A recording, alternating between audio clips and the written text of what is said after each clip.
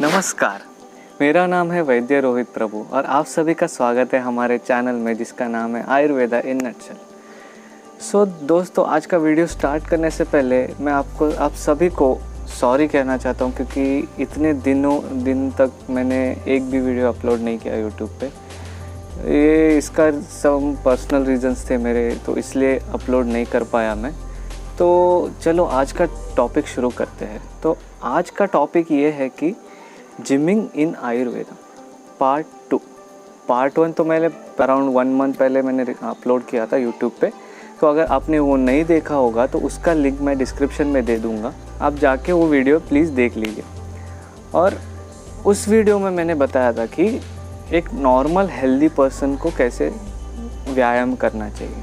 और ये जो पार्ट 2 वीडियो है उसमें मैं बताने जा रहा हूँ कि बॉडी मसल्स वगैरह बिल्डअप कैसे होते थे उस ज़माने में, राइट। आयुर्वेदा में क्या कहा है और अपने एंशंट इंडिया में कैसे लोग बॉडी मसल बिल्ड करते थे। तो ये वीडियो में बताने वाला हूँ। तो लेट्स स्टार्ट आज का वीडियो ये छोटे से इंट्रो के बाद।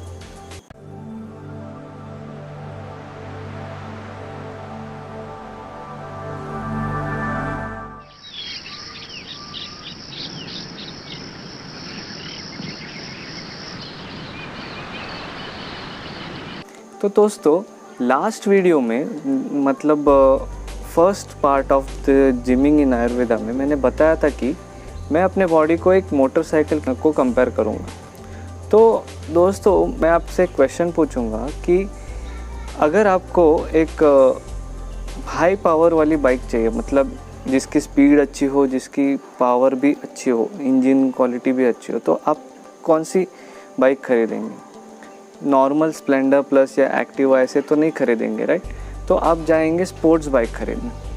पर देखो, स्पोर्ट्स बाइक होती अच्छी है, स्पीड अच्छा होता है, इंजन पावर भी अच्छा होता है, बट उसमें फ्यूल ज़्यादा लगता है। तो इधर भी सेम है, जैसे आपको मसल वगैरह बिल्ड करना है उतनी आपकी स्ट्रेंथ बढ़ेगी, तो उसके लिए आपको खाना भी वैसे ही खाना पड़ेगा। यानी कि दोस्तों, आपको एक हेल्दी डाइट फॉलो करना पड़ेगा। हेल्दी और जिस डाइट से आपको एकदम एनर्जी मिले वो सब डाइट फॉलो करना पड़ेगा। तो कुछ टिप्स मैं ये वीडियो के एंड में दे दूंगा, कौन से सप्लीमेंट्स ले सकते हो, आयुर्वेदा में क्या क्या सप्लीमेंट्स बोला है, एक सिंपल से टिप्स ये वीडियो के एंड में मैं बताऊंगा। तो ये वीडियो एंड तक ज़रूर देखना दोस्तों। तो आज ये वीडियो में मेनली मैं 5 पॉइंट्स कवर करने वाला हूँ, राइट।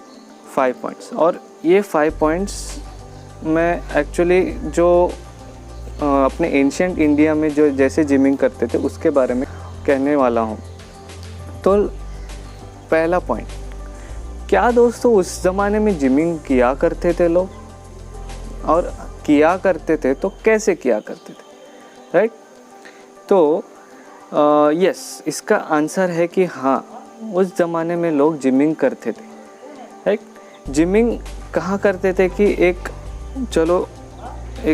व्यायामशाला होता था या फिर अखाड़ा होता था, उधर जो भी लोग आते थे उधर एक इकट्ठा मिलके सुबह के वक्त जिमिंग करते थे। और कौन से इंस्ट्रूमेंट यूज़ करते थे, मतलब मेनली फर्स्ट है कि हनुमान जी का गदा, ये सबसे पुराना इंस्ट्रूमेंट है, राइट, जो हनुमान जी अपने साथ हमेशा रखते थे।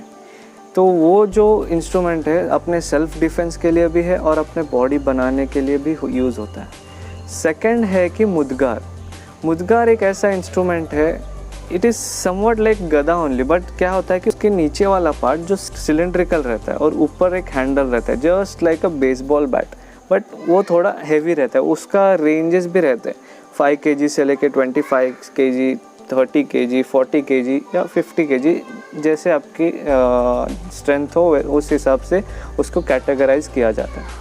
तो वो एक है मुद्गार। और जो तीसरा इंस्ट्रूमेंट रहता था जिसका नाम है समतोल एक ऐसा इंस्ट्रूमेंट है जो आज के जो वेट लिफ्टर्स यूज़ करते हैं ना, जिसमें एक रॉड रहता है और 2 जगह वेट लगे रहते हैं और उसको बाइसेप्स वगैरह बनाने के लिए यूज़ करते हैं।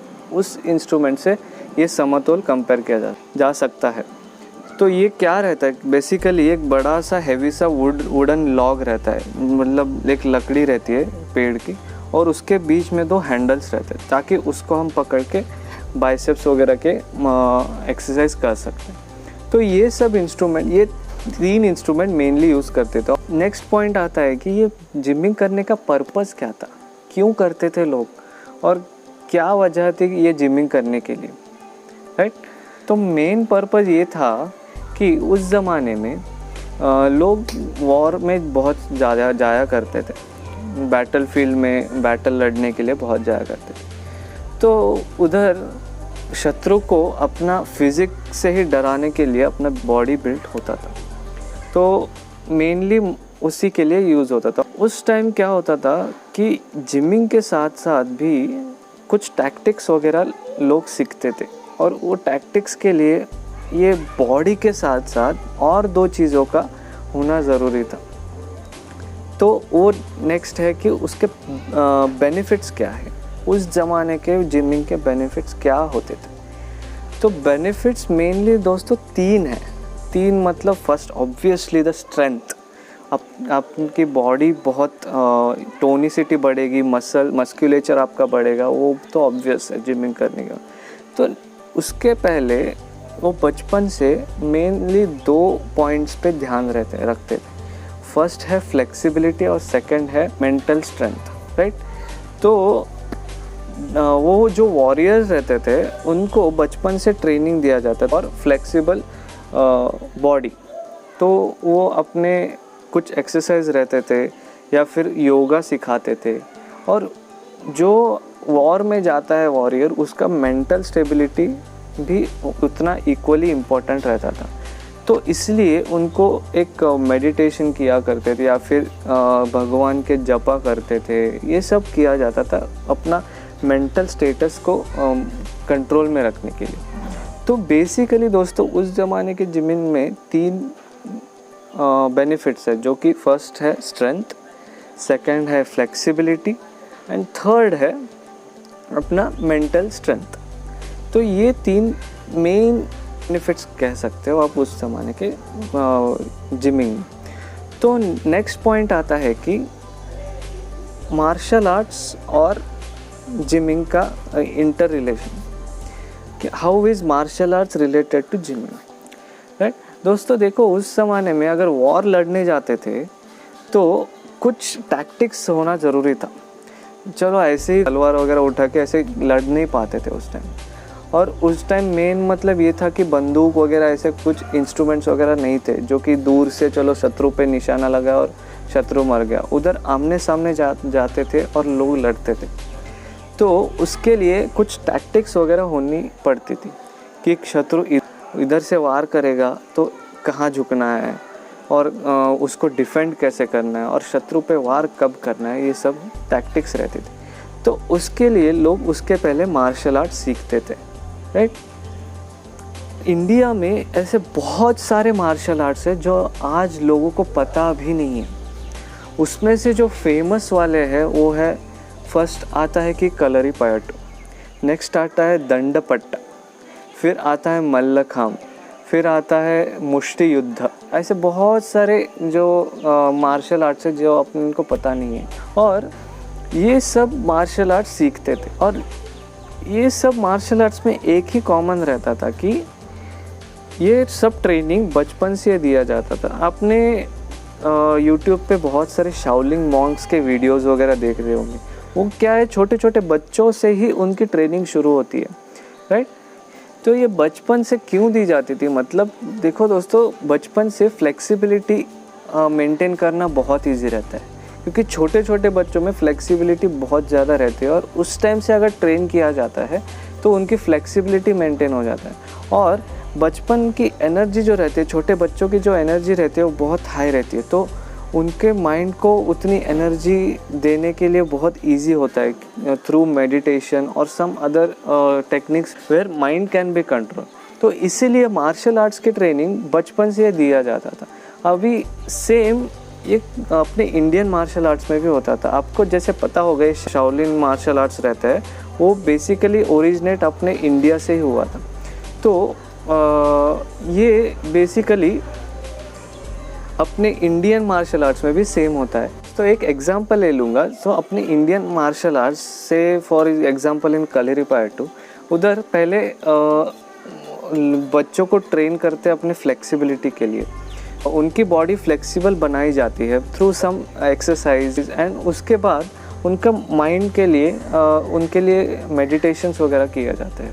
फिर उसके बाद वो लोग इंस्ट्रूमेंट्स देते हैं, जैसे तलवार वगैरह सब कुछ। और एक ब्यूटी इतनी अच्छी है कि ये कलरीपायट्टू की कि ये जो मार्शल आर्ट है, जो आसपास के जो जानवर जैसे अटैक करते हैं और जैसे डिफेंड करते हैं, उसके हिसाब से ये मार्शल आर्ट डिज़ाइन किया गया है। So it is like being close to the nature, observing the nature. इन्होंने एक मार्शल आर्ट का इन्वेंशन किया है, और ये बोलते हैं कि सबसे पुराना मार्शल आर्ट आज तक का है, विच इज़ कलरीपायट्टू, राइट। तो ऐसे हर एक मार्शल आर्ट्स में ऐसे ही है कि पहले फ्लेक्सिबिलिटी और मेंटल स्ट्रेंथ को लाया जाता है अपने बॉडी में, उसके बाद ही जिमिंग या फिर अपने बॉडी को टोन देते हैं, अपने मसल बिल्ड करते हैं, उसके बाद ही होता था। तो ये सब ऐसे प्लान्ड में था। तो दोस्तों, ये सब बेनिफिट्स है अपने एंशिएंट जिमिंग के। तो आजकल के जिमिंग में यही एक कमतरता महसूस होती है कि लोग देखो 16 to 18 ईयर्स के हो जाते हैं, तो उसके बाद वो डायरेक्टली जिम ज्वाइन करते हैं। या जिम ज्वाइन करो, बट उसके साथ साथ आपको आपके माइंड को थोड़ा स्ट्रेंथ दो, और उसके साथ साथ फ्लेक्सिबिलिटी भी मेंटेन करो। ये 3 फैक्टर्स लाना बहुत ज़रूरी है अपने बॉडी में। इसका बेस्ट एग्जांपल मैं ये दे सकता हूँ। आपको फिल्म स्टार विद्युत जामवाल तो पता ही होगा, जिन्होंने कमांडो 1, 2, 3, जंगली जैसे पिक्चरों में काम किया है। वो ही मार्शल आर्टिस्ट, उन्होंने बचपन से ही कलरीपायट्टू की ट्रेनिंग ली है। सो क्या उनमें मस्कुलेचर नहीं है? ऑब्वियसली है, राइट। वो अपने स्टंट्स खुद से करते हैं, जो कि बहुत सारे डिफ़िकल्ट होते हैं, बहुत डेंजरस भी होते हैं, बट उनकी फ्लेक्सिबिलिटी की वजह से वो आसानी से कर पाते हैं, राइट। और वो मेंटल अपना स्टेटस, मेंटल स्ट्रेंथ को मेंटेन करने के लिए मेडिटेशन, योगा, ये तीनों भी प्रैक्टिस करते हैं। तो ये एक लाइव एग्जांपल है। कलरीपायट्टू में एक और अच्छी चीज़ ये है कि अगर कोई इंसान इंजोर होता है, मान लो कोई इंजरी वगैरह होती है, तो वो 100% आयुर्वेदिक मेडिसिन से ही ट्रीट किया जाता था। और ये हर एक मैं जस्ट एग्जांपल ले रहा हूँ कि कलरीपायट्टू का एक एग्जांपल ले रहा हूँ। और ये सब हर एक martial art, Indian martial arts में यूज़ होते थे। तो ये थे मार्शल आर्ट्स और जिमिंग इन आयुर्वेदा के कुछ रिलेशंस। अभी 5वें पॉइंट पे आते हैं कि gymming then and gymming now, ये दोनों में फ़र्क क्या है, राइट। तो फर्स्ट फ़र्क है कि ये 3 बेनिफिट्स मिलते थे जिमिंग देन के, वेयरएज आजकल के इसमें ये जो 2 मैंने बाद में बताए, जो कि फ्लेक्सिबिलिटी और मेंटल स्ट्रेंथ, वो कहीं ना कहीं रिड्यूस हुआ है आजकल के जिमिंग में, राइट। नेक्स्ट ये है कि जो उस ज़माने की जो जिमिंग करते थे वो आउटर खुले मैदान में करते थे, या फिर कोई अखाड़े में जाके करते थे, where there used to be natural oxygen supply. Whereas आजकल लोग जाके बंद कमरे में जिम करते हैं। तो उसका फ़ायदा क्या? अगर आपको प्रॉपर ऑक्सीजन नहीं मिल रहा तो जिम करके फ़ायदा क्या? आप खामखा अपनी एनर्जी वेस्ट कर। तो राइट, तो जिम हमेशा एक प्रॉपर वेंटिलेटेड रूम या फिर आउटडोर में करना चाहिए। तो ये थे 2 मेन डिफरेंस इनमें। तो नेक्स्ट डिफरेंस है कि उस ज़माने के जिमिंग में इंस्ट्रूमेंट्स बहुत कम थे, वेयरएज आज के जिम में हर एक बॉडी पार्ट के लिए अलग अलग इंस्ट्रूमेंट्स हैं। बेसिकली बहुत एडवांसमेंट हुई है इंस्ट्रूमेंट्स में, बट ये है कि दोस्तों वो जो मिनिमम इंस्ट्रूमेंट्स उस ज़माने में यूज़ करते थे, वो उनकी टेक्निक्स अलग अलग होती थी, राइट। वो टेक्निक्स मतलब एक ही इंस्ट्रूमेंट को अलग अलग तरीके से यूज़ करने के बाद अलग अलग बॉडी पार्ट्स पे इफ़ेक्टिव रहता था वो, राइट। तो ये भी एक डिफरेंस है, राइट। तो ये थे कुछ differences in gymming then and gymming now, right. जैसे कि मैंने पहले बताया था कि कुछ नेचुरल सप्लीमेंट्स बॉडी को क्या ले सकते हो जिससे कि आपकी बॉडी मस्कुलेचर बढ़े। तो सबसे पहले नंबर पे आता है कि मिल्क। अगर आपको फ्रेश काऊ मिल्क मिले तो that is a best supplement to build your muscles. Next ये है कि आयुर्वेदा में अश्वगंधा करके एक ड्रग है, तो उसका powder 1 spoon in warm milk सुबह आप एक्सरसाइज करने के बाद वो पी लो, आपके बॉडी में बहुत फ़र्क पड़ेगा। आपको एक स्ट्रेंथ महसूस होगा कि अपना स्ट्रेंथ बढ़ गया है, और मस्कुलेचर के लिए भी बहुत ये अच्छा मेडिसिन है, राइट। उसके बाद अगर आपको अश्वगंधा वगैरह नहीं मिल रहा तो सिंपल ये है कि स्प्राउट्स, अपने जो पल्सेस रहता है, मूंग हो गया, मटकी हो गया, चना हो गया, एक दिन पहले पानी में भिगो के नेक्स्ट दिन सुबह वर्कआउट के बाद आप खा सकते हैं, राइट। तो ये सब कुछ टिप्स है कि आप उससे बॉडी के मसल्स बिल्ड कर सकते हैं, राइट। तो दोस्तों, आज का वीडियो अगर आपको अच्छा लगा होगा तो please like the video, comment and share the video as much as possible.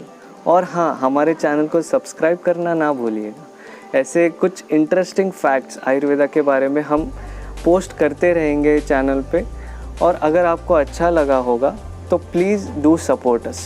Thank you, धन्यवाद।